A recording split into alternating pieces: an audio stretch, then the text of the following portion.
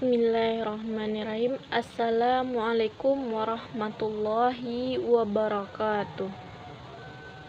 Perkenalkan, nama saya Mardiyah At-Tahirah. NIM 22 14 02 0112 dari kelas PBAC. Mata kuliah Tafsir Hadis Tarbawi dengan dosen pengampu Dr. Zulheldi MAG. Baiklah, di sini saya akan membacakan hadis kedua tentang tanda-tanda orang munafik. Bismillahirrahmanirrahim. Yang pertama itu adalah lafal hadisnya. Bismillahirrahmanirrahim.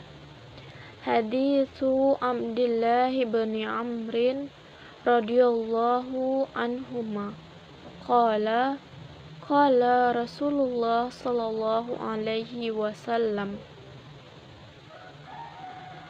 arba'un kunna fihi kana munafikan khalisan wa man kanat fihi halatun minhunna man kana fihi halatun minhunna nifaqin hatta yada'aha wa iza haddasa kazzaba wa iza ahada fajara wa iza wa'ada ahlafa wa iza hasama fajara. Rawahul Bukhari wa Muslim wa Nasa'i wa Tirmizi wa Abu Dawud wa Ahmad. Yang kedua itu adalah terjemahan hadis. Hadis ini diceritakan oleh Abdullah bin Umar, meridai Allah kan keduanya, berkata, Rasulullah Shallallahu Alaihi Wasallam bersabda, ada 4 tanda-tanda orang munafik, yang jika keempatnya itu ada pada diri seseorang, maka ia disebut munafikan khalisan, sebenar-benarnya munafik atau murni munafiknya. Dan jika seseorang memiliki salah satu dari tanda kemunafikan itu, maka ia telah memiliki satu tanda kemunafikan dalam dirinya, sampai ia menghilangkan tanda-tanda kemunafikan tersebut dalam dirinya. Yang mana keempat tanda kemunafikan tersebut adalah, yang pertama, apabila ia berkata, ia berdusta. Apabila ia diberi amanat, ia tidak menepati atau mengkhianati. Yang ketiga, apabila ia berjanji, ia tidak menepati. Yang keempat, apabila ia berselisih, ia akan berlebihan atau berbuat zalim.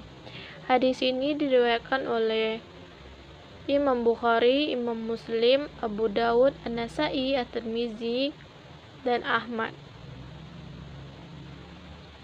Yang selanjutnya, yang ketiga itu adalah mufradat hadis. Hadisu menceritakan Abdullah bin Umar radhiyallahu meridai Allah anhuma akan keduanya, Allah meridai akan keduanya. Qala berkata, qala bersabda, Rasulullah sallallahu alaihi wasallam, Rasulullah sallallahu alaihi wasallam bersabda,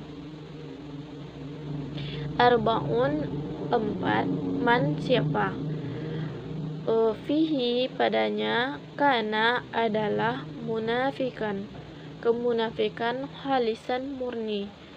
Barang siapa yang memiliki 4 tanda kemunafikan dalam dirinya, maka ia disebut munafik khalisan, sebenar-benarnya munafik atau munafik murni.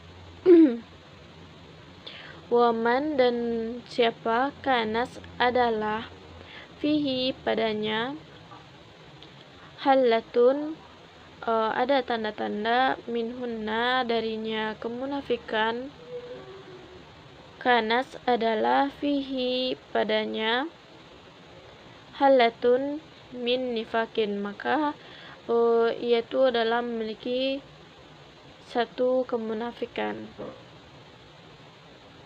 Hatta sehingga yada'aha, sehingga ia menghilangkannya tanda-tanda kemunafikan tadi dalam dirinya, yang mana keempat tanda kemunafikan itu adalah: 1. Iza haddasa kadzaba, apabila ia berkata ia berbohong atau dusta. Yang kedua, iza ahada, apabila ia diberi amanat, fajara, maka ia tidak melaksanakan amanat tersebut dengan sebaik-baiknya. Yang ketiga, iza wa'ada ahlafa, apabila ia berjanji ia mengingkari. Yang keempat, wa iza khosama fajara, apabila ia berselisih maka ia berlebih-lebihan atau berbuat zalim. Rawahul Bukhari wa Muslim wa Tirmizi wa Nasa'i wa Abu Dawud wa Ahmad. Hadis ini diriwayatkan oleh Imam Bukhari, Imam Muslim, At-Tirmizi, An-Nasa'i, Abu Dawud, dan Ahmad. Yang ketiga itu adalah yang keempat, kandungan hadis. Hadis ini menjelaskan atau menceritakan tentang sifat-sifat orang munafik atau tanda-tanda orang munafik, di mana tanda-tanda orang munafik dalam hadis ini itu ada 4. Apabila seseorang memiliki keempat tanda-tanda tersebut, maka ia disebut munafikan khalisan, sebenar-benarnya munafik atau munafik murni. Dan jika seseorang memiliki salah satu tanda kemunafikan dalam dirinya, maka ia telah memiliki satu kemunafikan di dalam dirinya, sehingga ia menghilangkannya. 4 tanda munafik itu adalah: yang pertama, apabila ia berkata ia berdusta. Apabila ia berkata, ia tidak mengatakan yang sebenar-benarnya, namun ia berbohong, berdusta. Yang kedua, apabila ia diberi amanat, ia mengkhianati, dia tidak menepati, tidak mengerjakan amanat yang diberikan kepadanya. Yang ketiga, apabila dia berjanji, ia tidak menepatinya. Yang keempat, apabila dia berselisih, dia akan berlebihan, bersikap yang tidak seharusnya atau tidak berlebih-lebihan, sehingga ia berbuat zalim. Yang kelima yaitu adalah kaitan hadis dengan pendidikan. Hadis ini berkaitan tentang keimanan, karena di sini menjelaskan tentang tidak bolehnya seseorang memiliki sifat kemunafikan di dalam dirinya. Metode mengajar yang digunakan dalam hadis ini adalah metode ceramah. Metode ceramah ini telah terbukti ampuh dalam pengajaran. Dan dalam metode mengajar yang lain pun, metode ceramah ini pasti ada digunakan. Hadis ini sangat mengajarkan kita bahwa kita itu harus berhati-hati dalam berkata, dalam berjanji, dalam perbuatan kepada orang lain. Apabila kita tidak menjaga lisan kita, maka kita dapat berbohong. Dan apabila kita asal berjanji, itu kita dapat saja mengingkarinya dan tidak menepati, maka kita masuk dalam ciri-ciri orang munafik. Di dalam hadis ini itu ada kata iza, apabila, yang dimana itu adalah kemungkinannya adalah iya.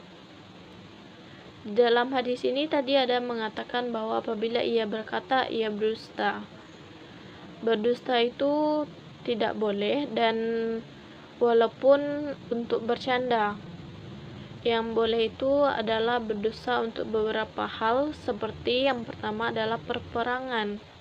Seperti contohnya, kita tidak mengatakan di mana markas kita, di mana teman-teman tentara kita yang lainnya, itu diperbolehkan untuk menjaga diri dan tentara lainnya.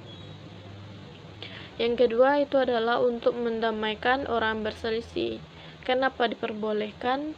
Karena kita sesama manusia, sesama muslim itu tidak boleh berselisih, tidak boleh tidak menyapa lebih dari 3 hari.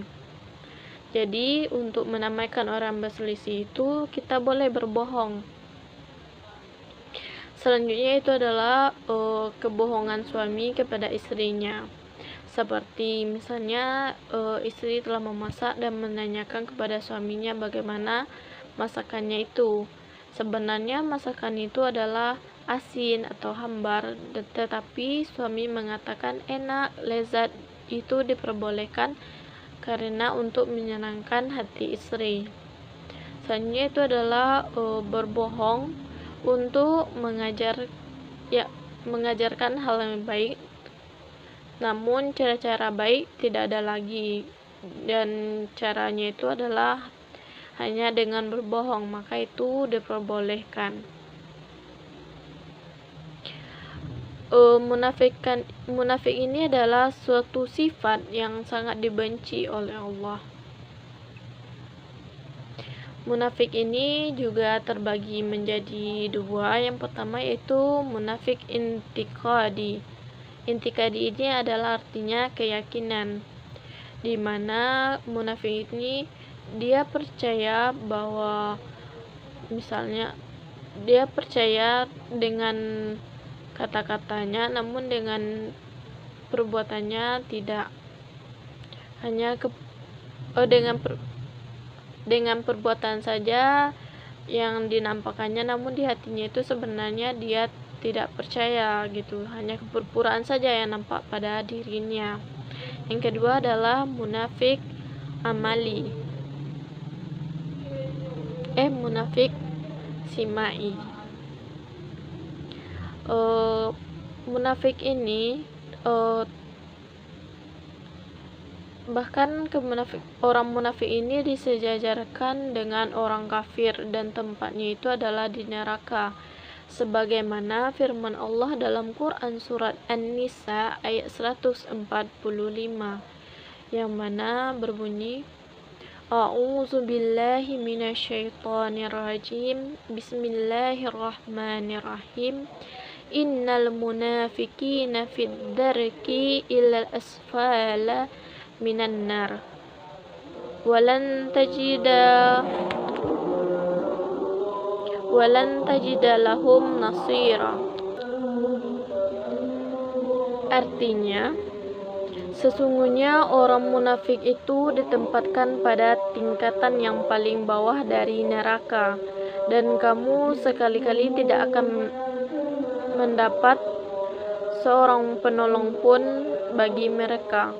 Jadi kemunafikan ini disetarakan di dalam ayat Al-Quran dengan tempatnya itu di neraka dengan orang-orang kafir, dan tidak ada seorang pun dari kita yang dapat menolong orang munafik ini. Maka itulah kita diajarkan untuk dapat berhati-hati dalam berbicara, berbuat, dan bertindak.